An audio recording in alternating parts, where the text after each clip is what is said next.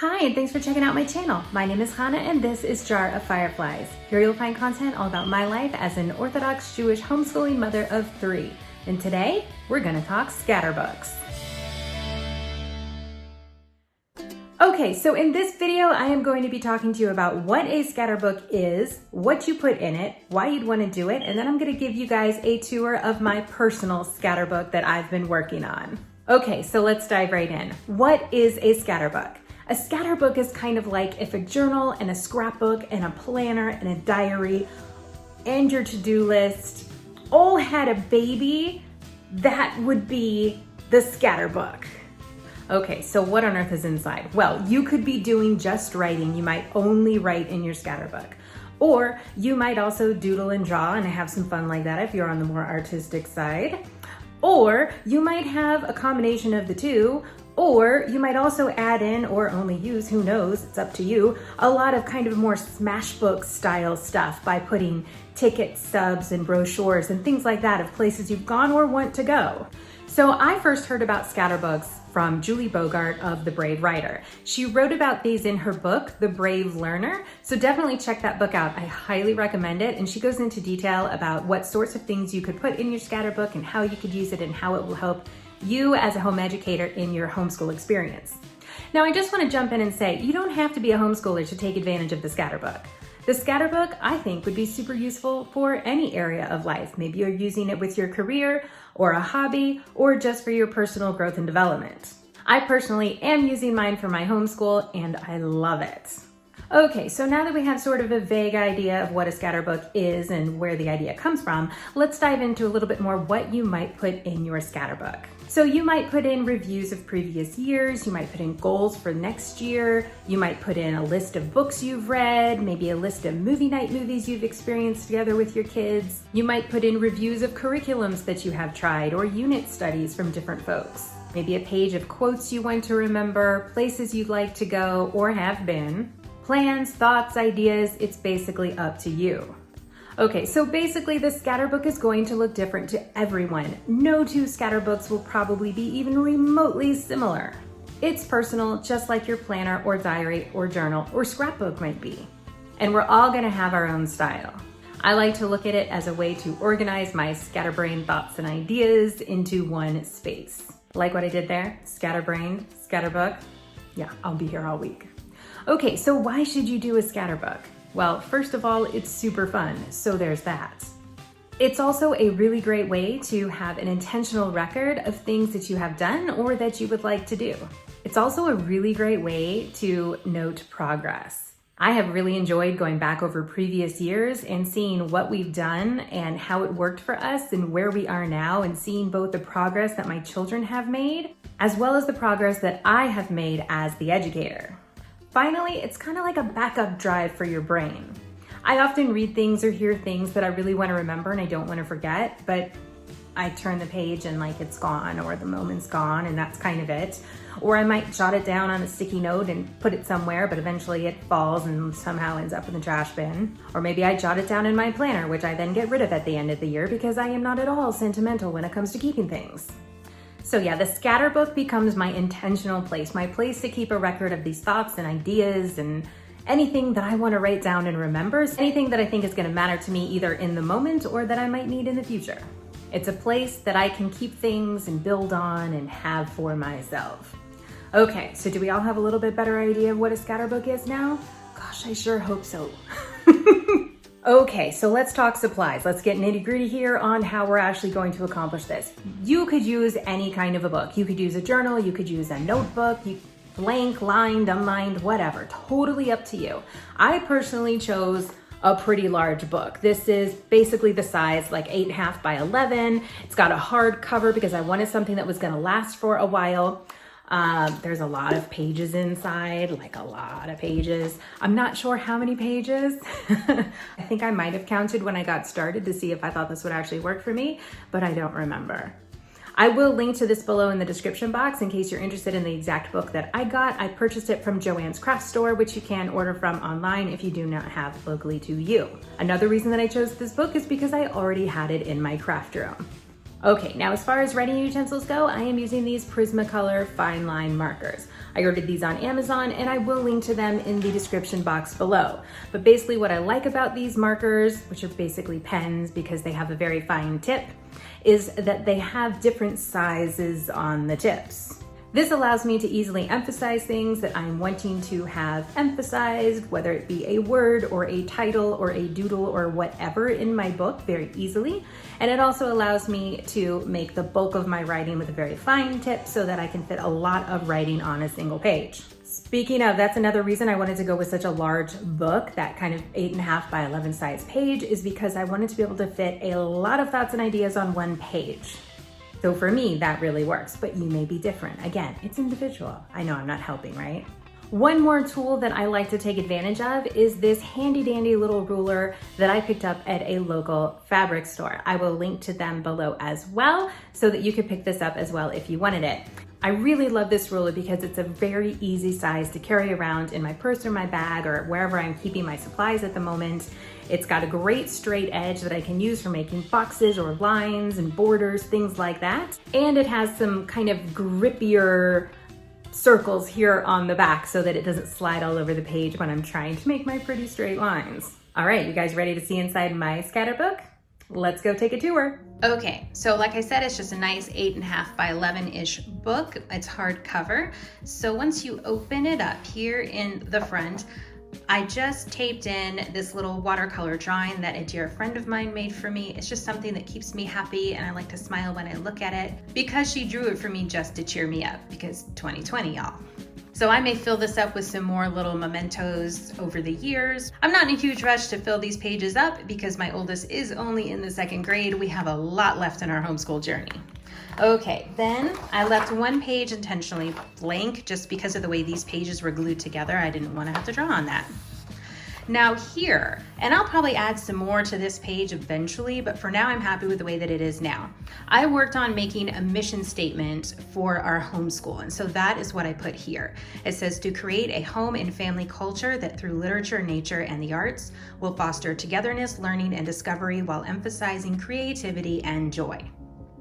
Took me a long time to come up with that. I'm super proud. You're all welcome to steal it, but I wanted to put that here in the beginning so that whenever I need that encouragement or reminder of why I am homeschooling, because gosh, some days are hard, I can open this up and see this and be reminded and inspired. Okay, so going to the next page, I wanted to begin my book also with a page of why I'm homeschooling. So I just started putting a lot of ideas here of why I'm homeschooling and put little boxes around them using my straight edge. I've just got different things like less peer pressure and bullying, more sleep for all of us, saving money, that I want my kids to have the time and space to explore their interests, that I want us to have time to travel and see the world, and more. You're welcome to pause on this page and read. Okay, so turning on to the next page, I did just put down some construction paper to cover up my son's name, but this is my oldest son's pre-K years. So I just kind of went through here with a big overview of the year, and then here the places that we went, because that was the main thing that we did in those years was we went different places and kind of did crafts and things like that. We had done a lot of trips in those years. It was a very different pre-K years than my other children. Okay, and let's turn the page. Okay, so over here we get to my son's kindergarten, and again I've got just kind of an overview of the year up here. We had a big shift in my homeschooling style for this year. And then down here I just did a little doodle of the curriculum that we ended up using, a quote from my son, a little bit about the cooking that we did that year, and then a list of our favorite books from that year. So this was fun to sit down with my son and work on together. I did all of this, then we talked together about his favorite books and the quotes. So yeah, it just kind of became a project for the two of us. And then I've got the years up there so that I don't forget or just have to do the math. Okay, so moving on to the next page. While my son was doing kindergarten, my daughter started doing a pre-K curriculum. And so I just kind of wrote over here is kind of the overview of the year and why we did a pre-K curriculum with her. The answer is basically, in case you're wondering, that she really needed her own quote-unquote school. Otherwise, she was very disruptive with Big Brother's school. So this worked out really well for us to do just about 15 minutes of quote-unquote school every day. So again, we sat down together and we talked about her favorite activities and her favorite books, and that's how I was able to come up with those. Again, I've got the years, and then I just kind of wrote a little bit about the curriculum that we did, some of my favorite memories, and just a little bit about the stuff that we were doing that year. So here we have what we did during the summer of 2019. We did a unit study, and so all of this is just kind of an overview of the unit study. It was primarily done with my son, so I got a quote from him, I drew some doodles, and then we talked about our favorite books, and I put those on there. Okay, so here you can see that some of my pages are all starting to fall apart. I'm just dealing with that. Still recommend this book just because of the size and number of pages, but that is an issue that I have had. Okay, so now we've gone into my son's first grade. Again, we've got just an overview of the year here. And here is kind of more of like a what's been going on with my son and myself in our school for the year. Here we've got all of our favorite books from the year that were part of our curriculum. We're such a reading heavy family and we're using a literature-based curriculum that I really don't see how I could do a page about our school year without having that discussion. And then I got another quote from him and did another little doodle of our curriculum. I just obviously like the doodles. Okay, so this one is a page that's still in progress, which is why I have some notes here, and it's obviously the page is not completed. So I've just started drawing the logos basically of places that we like to go in our area. So again, this page is a work in progress. This book I'm planning to work on for the next like 18 years. So yeah, it is a work in progress and will be for quite some time. But this page will be just a bunch of logos of places that we enjoy going. Okay, so on this page, obviously COVID. This is where COVID hit. So I drew a little COVID molecule, whatever, here in the center, and then started writing there in the middle, around and around and around, because that's kind of how I felt our world was at the moment. So I just kind of wrote about how the whole COVID situation was affecting us as homeschoolers and how it was, just changing things for us, because it changed things for everyone. Okay, so moving on to the summer of 2020, we did a unit study we called Survival School. My son is a Cub Scout and he's very into all this sort of thing. So here's kind of where we got the idea from and how we did it. Here's just what we enjoyed with the books. It was one series and my very poor drawing of the cover of one of those books. Another quote from my son. And for this one, I did a list of our favorite activities and just some more notes on here. And then also just a big highlight. My son wrote his first original thought by his own hand in his field guide. Like, that was a big deal for us. So I definitely wanted to make a note of that. And then I have kept that field guide where he wrote that, and it's in our box of school memories, I guess you could call it. I don't keep a lot of work my kids do, but I was definitely keeping that. Okay, so here I've just put a sticky note because this is a page that I want to come back to. I did a video, 10 things we don't do in our homeschool, and I loved it. And I really wanted to come and do a page in my scatter book of those 10 things that we don't do in our homeschool. Haven't gotten to it yet, so it's here with the sticky note ready to go whenever I do get to it. It's a fun activity for me to come and work on my scatter book, so that's just a place marker to come back to that. Okay, so on this page, I put all of the brave writer lifestyle concepts that we have really instilled into our lives. I am a huge Brave Writer fan. I love it. And these in particular were things from the Brave Writer lifestyle that we really implemented in our lives.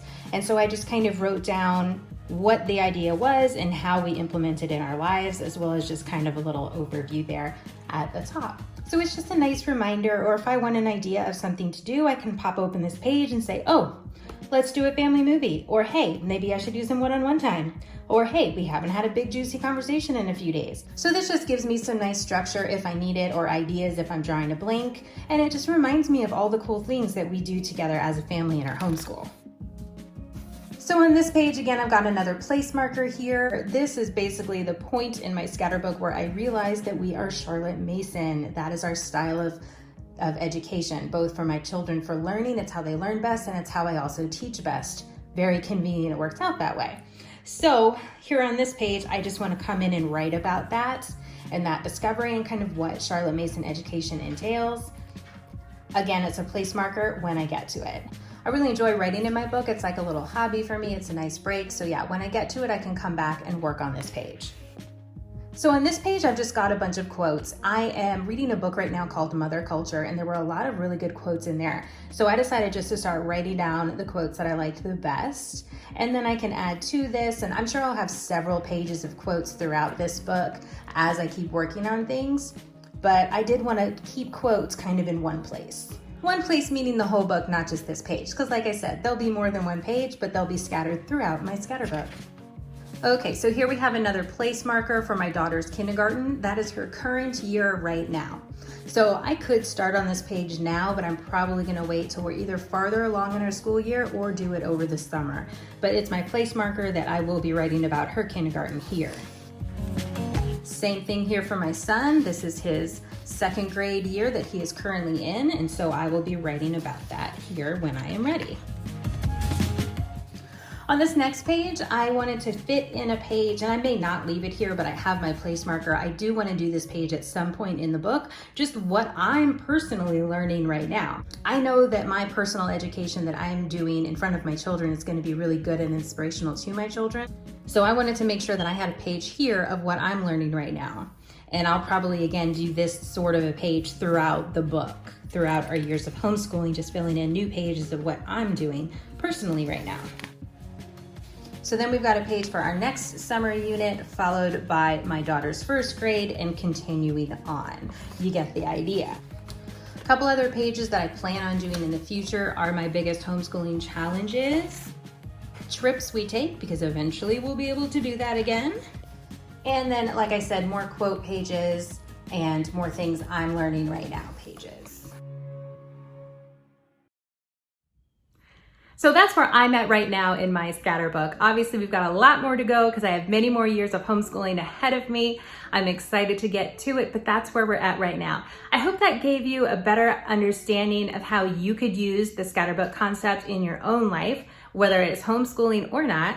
It has been a really great tool for me and a lot of fun. If you've ever used a scatterbook or would consider using a scatterbook now, let me know in the comments below. Like, what's your thoughts on the whole scatterbook situation, if you would ever use one or if you had. I would love to hear how it's worked out for you or if you plan to start one or not.